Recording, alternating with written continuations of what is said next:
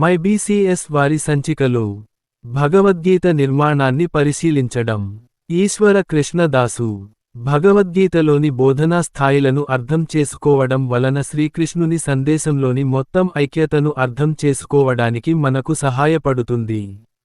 భగవద్గీత నిస్సందేహంగా ఒక ప్రధాన ఆధ్యాత్మిక గ్రంథం మరియు ప్రపంచంలోని గొప్ప క్లాసిక్లలో ఒకటి. వాస్తవికత యొక్క క్రమానుగత భావన గీతను వర్ణిస్తుందని అర్థం చేసుకోవడం వల్ల గీత సందేశం యొక్క పొందికను మనం చూడవచ్చు. భగవద్గీత వాస్తవికత యొక్క రెండు ప్రధాన స్థాయిల గురించి మరియు మూడవది, మధ్యస్థం, ఒకటి గురించి మాట్లాడుతుంది. రెండు ప్రధాన స్థాయిలను పరిగణించడానికి మనం ధర్మం మరియు మోక్షం అనే సంస్కృత పదాలను మరియు మూడవది కోసం యోగా అనే పదాన్ని ఉపయోగించవచ్చు.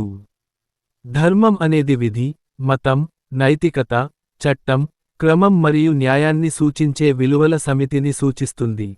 ఇవి కలిసి నాగరిక మానవ జీవితాన్ని నిలబెట్టుకుంటాయి. యోగా అనేది తనను తాను విముక్తి స్థితికి చేర్చుకుంటూ ప్రాపంచిక జీవితం నుండి తనను తాను వేరు చేసుకునే ప్రయత్నాన్ని సూచిస్తుంది. మోక్షం అనేది పరమాత్మ శ్రీకృష్ణుడికి స్వచ్ఛమైన భక్తి సేవలో పరిపూర్ణత మరియు శాశ్వత ఉనికి యొక్క విముక్తి స్థితిని సూచిస్తుంది. ధర్మస్థాయి మానవ లేదా ప్రాపంచిక స్థితిని సూచిస్తుంది. మోక్షస్థాయి నిజమైన లేదా సంపూర్ణ స్థితిని, విముక్తి, సూచిస్తుంది మరియు యోగా స్థాయి మధ్యస్థం. ఈ మూడు స్థాయిలను పరిమిత, మధ్యస్థ మరియు అనంతంగా కూడా మనం నిర్వచించవచ్చు.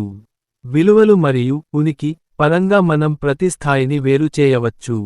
ధర్మం కోసం, విలువ పరంగా సాధారణ నియమం అభివృద్ధి చెందడం. ఈ స్థాయిలో, ఒకరు ప్రాపంచిక ఆనందం మరియు శ్రేయస్సును కోరుకుంటారు, వీటిని మంచిగా చూస్తారు. ఉనికి పరంగా, ఒకరు జీవిని శరీరంగా చూస్తారు, అది మానవుడిగా లేదా ఇతర జాతులగా అయినా.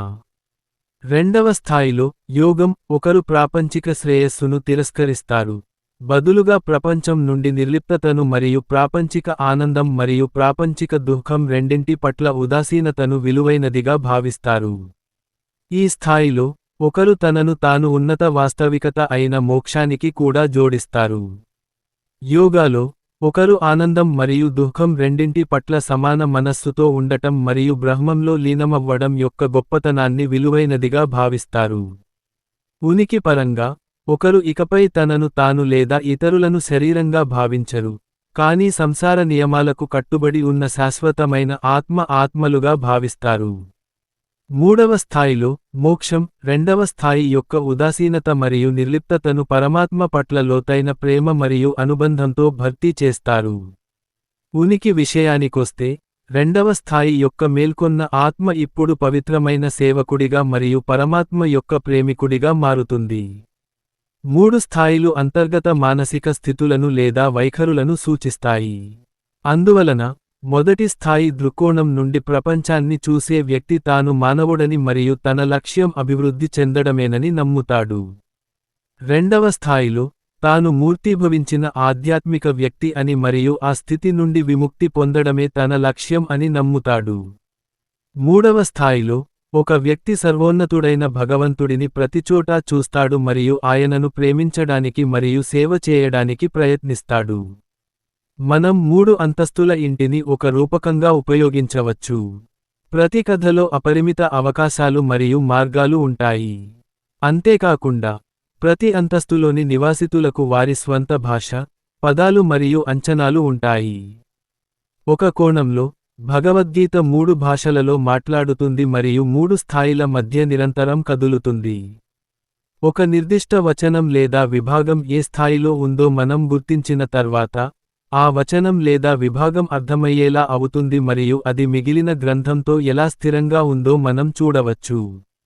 భగవద్గీత అధిభౌతిక స్థాయిల మధ్య మారడానికి ఒక ఉదాహరణ. యుద్ధం చేయడాన్ని వ్యతిరేకిస్తూ అర్జునుడు వాదించినప్పుడు, అతను మొదటి స్థాయి నుండి అలా చేస్తాడు. గతంలో పేర్కొన్న రెండు పారామితుల ప్రకారం మనం అతని వాదనలను పరిశీలించవచ్చు: విలువలు మరియు ఉనికి. విలువల విషయానికొస్తే, అర్జునుడి ప్రసంగంలో అంతర్లీనంగా ప్రాపంచిక శ్రేయస్సు సాధించాలనే కోరిక ఉందని స్పష్టంగా తెలుస్తుంది. యుద్ధం వల్ల ధర్మం క్షీణించి, అధర్మం పెరుగుతుందని, తద్వారా ప్రపంచంపై బాధలు వస్తాయని అతని ప్రధాన అంశాలలో ఒకటి. శ్రేయస్సు మంచిదని అతను నమ్ముతున్నందున అతను యుద్ధాన్ని వ్యతిరేకిస్తాడు. ఉనికి పరంగా అర్జునుడు తనను మరియు అక్కడ ఉన్న ఇతరులను మానవులుగా భావిస్తాడు. కృష్ణుడు అర్జునుడికి నేరుగా సమాధానం చెప్పడు, కానీ సంభాషణను రెండవ స్థాయికి తీసుకువెళతాడు.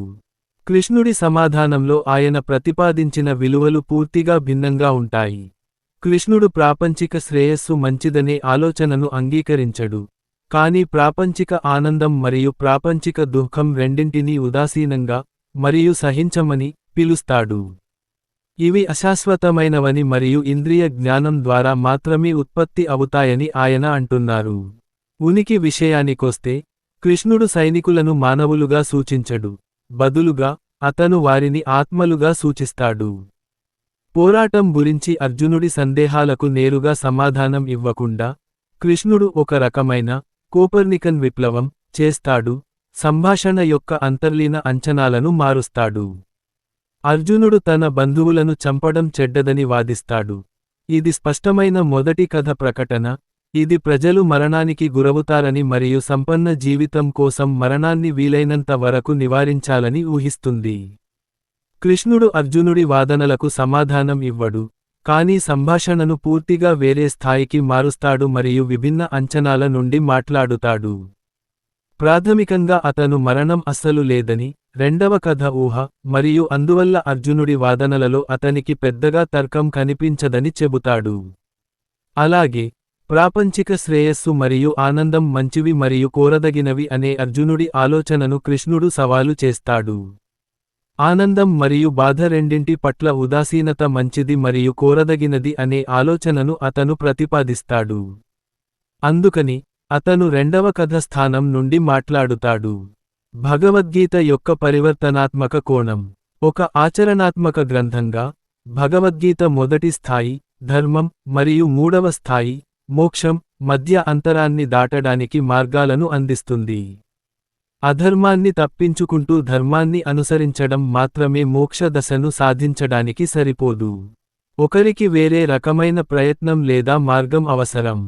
ఈ ప్రక్రియ లేదా సంస్థను కొన్నిసార్లు స్వీయ సాక్షాత్కారం అని పిలుస్తారు మరియు ఇది ఒక పరివర్తన మార్గాన్ని కలిగి ఉంటుంది. దీని ద్వారా ఒకరు దశలవారీగా పురోగమిస్తారు, తద్వారా దిగువ స్థాయి నుండి ఉన్నత స్థాయికి పురోగతి సాధిస్తారు. భగవద్గీత ఈ ఆచరణాత్మక మార్గాలను లేదా వ్యవస్థను అందిస్తుంది. భగవద్గీతలో లేవనెత్తిన ఒక ప్రధాన ప్రశ్న ఏమిటంటే, ఒకరు క్రియా మార్గాన్ని ఎంచుకోవాలా లేక ధ్యాన మార్గాన్ని ఎంచుకోవాలా అనేది. 3వ మరియు 5వ అధ్యాయాల ప్రారంభంలో అర్జునుడు ఈ ప్రశ్నను రెండుసార్లు లేవనెత్తాడు. భగవద్గీత కార్యకర్తను ధర్మస్థాయి నుండి మోక్ష స్థితికి ఎత్తడానికి మార్గంగా చర్య మార్గాన్ని స్పష్టంగా సిఫార్సు చేస్తుంది. ఒకరు తమ ధర్మం ప్రకారం ఈ ఉద్ధరించే చర్యను చేస్తారు మరియు మార్గం వెంట ధర్మ చట్రంలోనే పని చేస్తూనే ఉంటారు. అందువలన కృష్ణుడు వారి సంభాషణ అంతటా అర్జునుడిని తన ధర్మాన్ని అనుసరించి పోరాడమని ప్రోత్సహిస్తాడు. అయితే వచనం ముందుకు సాగుతున్న కొద్దీ అర్జునుడి పోరాటం కోసం ఉద్దేశ్యాలు మెరుగుపడతాయి. కృష్ణుడు అర్జునుడికి ఉన్నతమైన మరియు ఉన్నతమైన అంతర్గత స్పృహ స్థితులలో ఎలా పోరాడవచ్చో చూపిస్తాడు.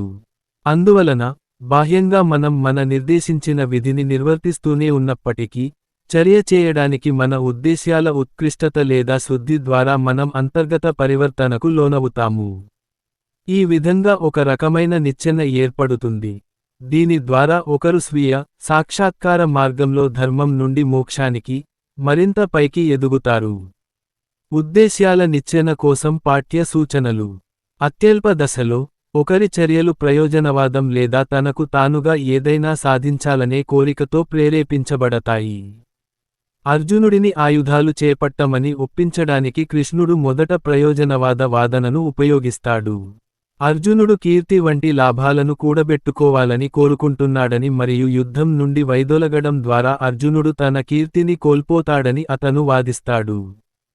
కృష్ణుడి తదుపరి వాదన కూడా ప్రయోజనాత్మకమైనది, కానీ యుద్ధంలో మరణించే యోధులు స్వర్గాన్ని పొందుతారని పేర్కొనడం ద్వారా లేఖనాత్మక అధికారాన్ని అంగీకరిస్తుంది కాబట్టి అది కొంత ఉన్నతమైనది. అందువల్ల ఈ వాదన ఆధారంగా ఉన్న దశను మనం మతపరమైన ప్రయోజనవాదం లేదా ధార్మిక ప్రయోజనవాదం అని పిలవవచ్చు. మరో మాటలో చెప్పాలంటే, ఈ జన్మలో లేదా తదుపరి జన్మలో ఏదో ఒక లక్ష్యాన్ని సాధించడానికి అర్జునుడికి ధర్మాన్ని అనుసరించమని కృష్ణుడు సలహా ఇస్తున్నాడు. ఇంకా ఉన్నతమైనది ధర్మాన్ని దాని స్వార్థం కోసం అనుసరించడం లేదా విధి కోసం తన కర్తవ్యాన్ని నిర్వర్తించడం. ఆ దశ స్వచ్ఛమైన కార్యాచరణ విధానాన్ని సూచిస్తుంది. దాని ఫలాల కోసం కోరిక లేకుండా ఉంటుంది మరియు ఇది భగవద్గీత యొక్క కేంద్ర బోధనలలో ఒకటి. అయితే, ఇది ఇప్పటికీ మొదటి కథలోనే ఉంది, ఎందుకంటే ఇది అంతిమ మంచి గురించి అవగాహనను కలిగి ఉండదు. భగవద్గీత ప్రకారం ఇది సంసారం నుండి విడుదల అవుతుంది. అయినప్పటికీ, ధర్మాన్ని దాని స్వార్థం కోసం అనుసరించేవారు మొదటి స్థాయికి చేరుకుంటారు మరియు తదుపరి దశలోకి మరింత ముందుకు సాగగలరు. తదుపరి దశ, ప్రాపంచిక లాభాలతో నిమగ్నమై ఉన్న వేదాల విలువను తిరస్కరిస్తుంది. ఇది ఉన్నత ఆదర్శానికి అనుకూలంగా ఉంటుంది. బ్రహ్మ సాధన. ఈ దశను మనం అత్యున్నత మంచి, బ్రాహ్మణ, కొరకు చేసే చర్య అని పిలవవచ్చు. ఈ విధంగా పనిచేసేవాడు రెండవ స్థాయిలో ఉంటాడు. ఇది వివిధ యోగ ప్రక్రియల ద్వారా వర్గీకరించబడుతుంది. అతను ఇప్పుడు కర్మ యోగంలో పనిచేయవచ్చు. తన చర్యల ఫలాలపై ఆసక్తి లేకుండా, అతను ఆ ఫలాలను పరమాత్ముడికి అర్పిస్తాడు. అతను జ్ఞాన యోగం, అష్టాంగ యోగం లేదా భక్తి యోగాన్ని అభ్యసించవచ్చు. ఈ యోగా అభ్యాసాలన్నీ ప్రాపంచిక ఉనికి మరియు అనుబంధాల నుండి తనను తాను వేరు చేసుకుని, తనను తాను పరమాత్మలో స్థిరపరచుకోవడం అనే సాధారణ లక్ష్యాన్ని కలిగి ఉంటాయి. జ్ఞానోదయం మరియు త్యజించడం యోగా దశ యొక్క లక్షణం. ఆ దశను పరిపూర్ణం చేసుకున్న తర్వాత, మనం చివరకు మూడవ కథ అయిన మోక్షానికి మనల్ని మనం ఉన్నతీకరిస్తాము మరియు కృష్ణుడి పట్ల ప్రేమపూర్వక భక్తి యొక్క లోతైన, స్వచ్ఛమైన, ఆకస్మిక మరియు కల్మషం లేని మానసిక స్థితిలో మన విధిని నిర్వర్తించడం కొనసాగిస్తాము. సారాంశం: మన ప్రాథమిక 3 దశల నిచ్చెనకు కొన్ని దశలను జోడించాము. ఇప్పుడు మనం దశలను సాధారణ ప్రయోజనవాదం, ధార్మిక ప్రయోజనవాదం, దాని కోసమే విధి, అత్యున్నత మంచి లేదా బ్రహ్మం కోసం పనిచేయడం, యోగ దశ మరియు మోక్షం లేదా స్వచ్ఛమైన భక్తి దశగా సంగ్రహించవచ్చు.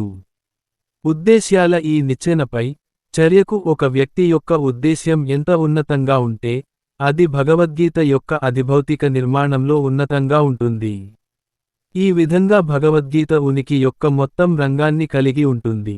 అదే సమయంలో అందరినీ ఉద్దేశ్యాల నిచ్చెనను అధిరోహించమని ప్రోత్సహిస్తుంది. తద్వారా సంసారం నుండి తనను తాను దూరం చేసుకుని బ్రహ్మంలో తనను తాను లీనమవుతుందనే వాస్తవాన్ని తెలియజేస్తుంది. ఈ నిర్మాణాన్ని అనుసరించి, ఒక విద్యార్థి భగవద్గీతను ఒకే మరియు ఏకీకృత గ్రంథంగా దృఢంగా ముడిపడి ఉన్న ఒక స్థిరమైన వేదాంత, తాత్విక గ్రంథంగా అర్థం చేసుకోవచ్చు.